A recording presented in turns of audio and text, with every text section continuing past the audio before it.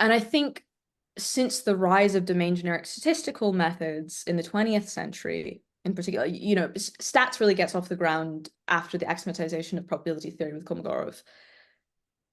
Statistical reasoning, probabilistic reasoning is to the extent that it's so widespread in science, it's relatively new. It's really a kind of 20th century, like statistical reasoning is kind of a 20th century thing. I mean, it sort of got off the ground with gambling and stuff in the 17th century, but as a scientific method, it's new.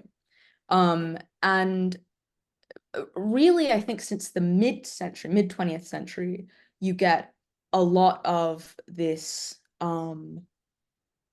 what I call a theory-free ideal. And it's in the kind of uh fundamental, I don't know if I believe in this designation, but in the more fundamental sciences who know how to theorize because they've been doing it for hundreds of years and know how to mathematically represent their phenomena because they've been doing it for hundreds of years. You get less of this. But in the younger sciences, like the quantitative social sciences, like social psychology, like population genetics, what have you, economics, there's this belief that the more theory-free, the more data-driven the methods are, the more objective they are, and the more sciencey. Yeah, so when you mean the more fundamental, you mean like physics, for instance, right? Yeah, areas of but not all areas of physics, right? The Mhm. areas of physics that are really established. Yeah, although this beautifully connects with your sociological point because I'm sure you're aware of the whole Bohr-Einstein debate and the shut up and calculate. There's like a lot of in the history of 20th century physics is this idea that even within physics you shouldn't ask. Well, given that physics it's a foundational discipline, the ontology of the physical world.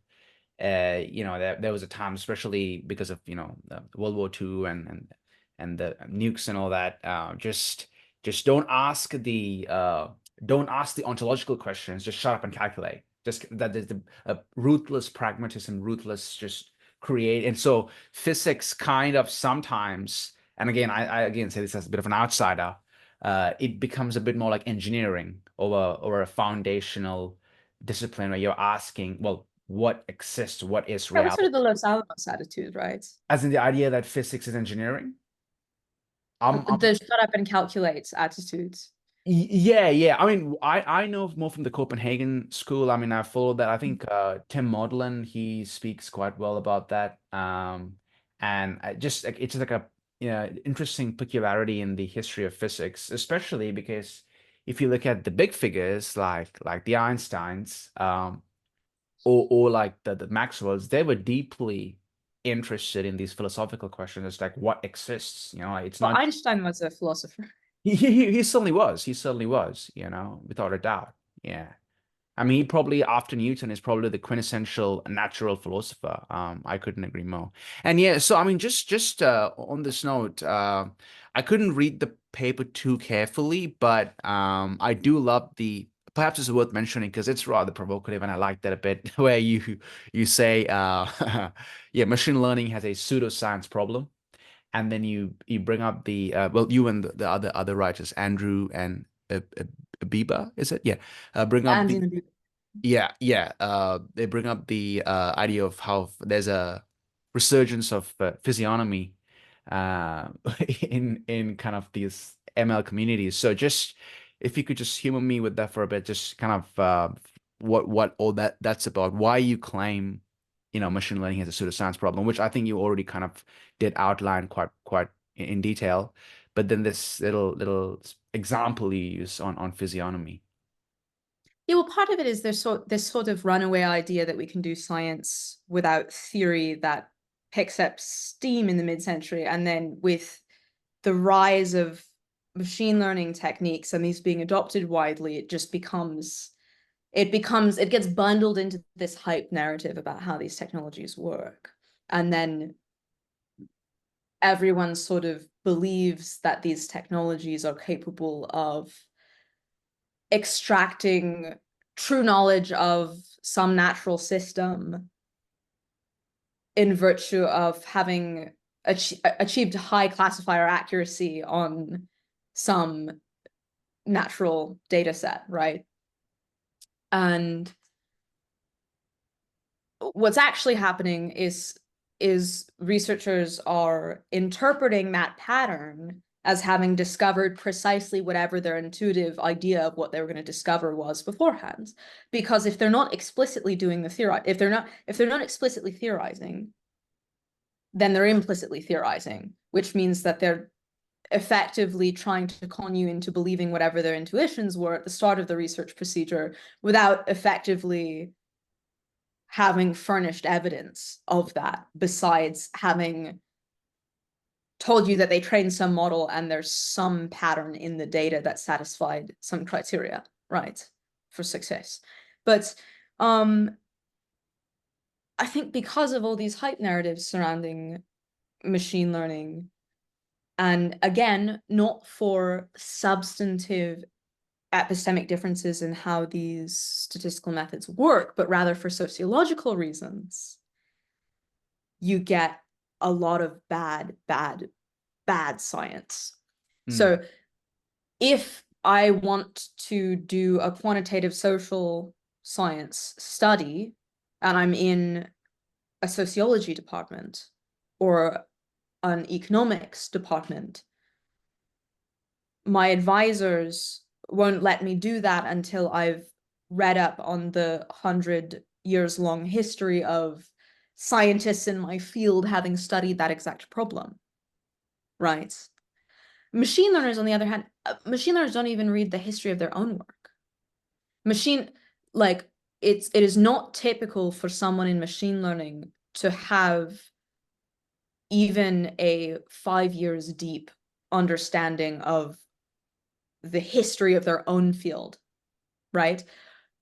Which is, there are of course exceptions, but the general rule is people in machine learning do not read Yeah. And history. so, but Right? are you talking about more on the scientific side, or do you just mean general, commercial ML engineers? Practitioners, but Like also in academic academics. Okay, interesting. setting, That's unfortunate. right? Um, and so when you go to apply ML, everything that's submitted to IEEE or NeurIPS or what have you, um, ACM, you get just this glut of work of people applying the methods of ML, especially DL, to some problem that scientists have spent maybe hundreds of years working on. And there's no acknowledgement that what they're attempting to tackle is a scientific problem that some very specific field of, molecular biomechanicists or whatever the field is, right, have been working on for hundreds of years. And then there's this attitude that, well, deep learning will solve the problem and I don't have to pay my dues and read about the methods in this field. And then the reviewing practices at, well, part of it's like we got rid of traditional peer review in machine learning, which is like, was traditional peer review hopelessly broken? Yes. Did we introduce new problems by getting rid of it wholesale? Also, yes. Right. And so then you've got, so there aren't standard journals in machine learning the way they are in biomechanics or biochemistry or socioeconomics or whatever, right? Um, you are submitting to the big name machine learning conferences, but peer review there is it's I mean, I have to say it's pretty radically uncommon. I don't know that I don't think anyone who reviews for or submits to machine learning venues would try to fight me on that. I mean, I think the consensus is that the peer review process for these venues is wildly Insufficient, inadequate. inadequate. Yeah. So And when it's because when you apply machine learning, right, you're applying it to some domain. You're applying it to some domain where there is a vast history of people trying to solve some problem. And when you submit your little deep learning thing to IEEE, and you're trying to tackle some problem in social science, they're not asking social scientists to review that. God, no. Right? They're asking other people who trained a transformer to with data of that shape, right? But they're not asking people who have the disciplinary knowledge to review the methods for what actually matters to doing science, right? Yeah, yeah, yeah. And when do you think this changed? Well, is this imminent to the practice itself, or when do you think this change took place where the peer reviewing method became a bit lax or inadequate, as you pointed out? Well,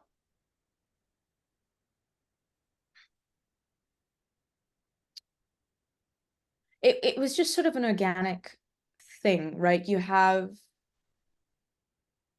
on the one hand, I mean, it was never the case that there were people applying machine learning, as far as I'm aware, it was never the case that people were applying machine learning to some problem in biology and then submitting that to a biojournal. That's not the, I mean, occasionally that happens, right? But that's not standard practice, and I don't think it ever was. It was also not the case that there were kind of standard there were standard journals for stats, right? But there were never kind of standardized deep learning journals, right? There were computing or stats um conferences that got that kind of evolved into ML specific conferences, or new ML specific conferences emerged. And like, a lot of the main ones are actually, they didn't start out as ML conferences and they evolved to be ML conferences. But also you have at the same time the emergence of pre-printing servers. And so as you get the emergence of a new kind of, like, machine learning, the methods we call machine learning have been around since like the 80s, right? You could trace it back earlier to kind of proto machine learning methods. Those go back much. I mean, again, like it was out of World War II, it was out of the research at Los Alamos that you got like MCMC sampling, right? Like Markov chain Monte Carlo sampling, like Metropolis Hastings Yeah. Okay. sampling I didn't, I algorithms, didn't, right? Like, I didn't know that. Yeah. yeah, yeah, it goes back to like the early 50s, late 40s, early 50s. So even before, That's kind of machine learning, right? yeah, yeah, Um, but machine learning it's the early 2000s that machine learning kind of goes like, hey, we're a scientific field, or hey, we're an engineering discipline. Like we're a discipline now, right? Um, and it's at the same time that you're getting pre-printing servers as the sort of way that stuff is disseminated. So there's effectively there's no incentives to start journals, and there's incentive against starting journals, I would say. I'm making this up on the spot, but that's kind of how I would reconstruct that history.